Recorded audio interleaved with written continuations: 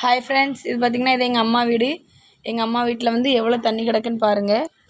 எங்கள் அம்மா வீட்டு வாசல்லேருந்து ஃபுல்லாக தண்ணி தான், அங்கே வரைக்கும் தண்ணி தான் ஃப்ரெண்ட்ஸ். எங்கள் அம்மா வீடு வந்து காம்பவுண்ட் வீடு. மழை பெஞ்சு 5 நாளில் கொஞ்சம் வத்திருக்கு, ஆனால் மேல்படி வரைக்கும் கடந்திருக்கு ஃப்ரெண்ட்ஸ். நான் ஒரு வாரத்துக்கு அப்புறம் இன்றைக்கி தான் அம்மா வீட்டுக்கு வந்திருக்கேன். பார்த்திங்களா எவ்வளோ தண்ணின்னு நடக்கக்கூட முடியாது. ஃபுல்லாக சவதி அது இதுமா கிடக்கும். இது வந்து பக்கத்தில் வந்து இரும்பு கடை, பழைய தகர கடை இருக்கும்ல. அவங்க வந்து ஒரு வாரமாக திறக்கவே இல்லை. எங்கே போட்டு வியாபாரம் பண்ணுவாங்க? ஃபுல்லாக அவங்க கடையில் உள்ள திங்ஸ்லாம் வச்சுருக்காங்க. இதுதான் மெயின் ரோடு. மெயின் ரோட்லேருந்து உள்ளே இறங்கி வரணும். இதுதான் எங்கள் வீட்டுக்கு வரணும். எவ்வளோ தண்ணி பார்த்திங்களா? ஃபுல்லாக காம்பவுண்டு வீடு, அங்கே வரைக்கும் தண்ணி தான். ஏத்தாப்பில் வீடு கட்டிகிட்டு இருக்காங்க. வேலை அப்படியே ஸ்டாப் பண்ணிட்டாங்க தண்ணி கிடக்கிறனால. எங்கள் வீடு எங்கேன்னு பார்த்தீங்கன்னா தூத்துக்குடி மாவட்டம் காயல்பட்டினம்.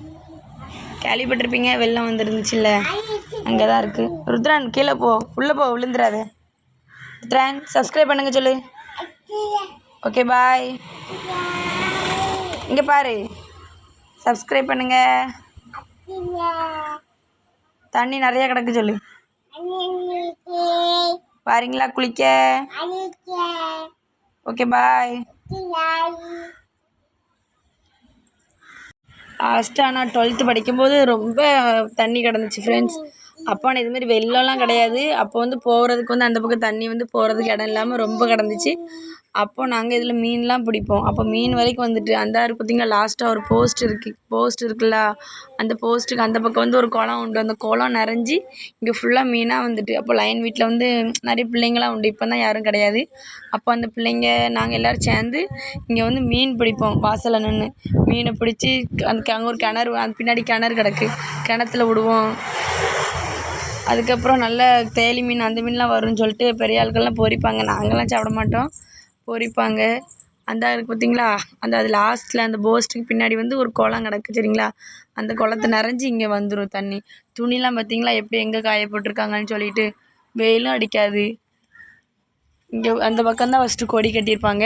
இப்போ அந்த பக்கம் வந்து தண்ணியாக கிடக்கு, தண்ணிக்குள்ளே அலைஞ்சு போக முடியாது. அப்படி காற்றடிச்சாலுமே கீழே விழுந்துரும்ல துணி தண்ணிக்குள்ளே, அதனால் இப்படி போட்டிருக்காங்க ஃப்ரெண்ட்ஸ். ரொம்ப கஷ்டம்தான், என்ன பண்ணுறது. தண்ணி வற்றுற வரைக்கும் எப்படியும் 1 மாதத்துக்கு மேலே ஆகிரும் தண்ணி வற்றுறதுக்கு. Okay friends, take care. Okay bye. இவ்வளோ தண்ணிக்குள்ளேயுமே நேற்று ஜிபி முத்தண்ணா வந்து தண்ணிக்குள்ளே இறங்கி வந்து நிவாரணப் பொருள் கொடுத்துருக்காங்க ஃப்ரெண்ட்ஸ். ஜிபி முத்தண்ணனுக்கு எவ்வளோ பெரிய மனசு பார்த்துருக்கீங்களா? ரோட்லேயே நின்றுருக்காங்க. எத்தனை வீடு இருக்குதுன்னு கேட்டிருக்காங்க. அங்கேருந்து ஆட்கள் போகிறதுக்கு முன்னாடி நீங்கள் இருங்க நான் வாரேன்னு சொல்லிவிட்டு தண்ணிக்குள்ளே இறங்கி இங்கே வந்திருக்காங்க ஃப்ரெண்ட்ஸ். தண்ணி எப்படி இருக்குன்னு பார்த்தீங்களா? அவங்களுக்கு எவ்வளோ பெரிய மனசு. ஜிபி முத்தண்ணனுக்கு ரொம்ப நன்றி சொல்லிக்கிறேன் இந்த வீடியோ மூலமாக. Thank you GB Muthanna.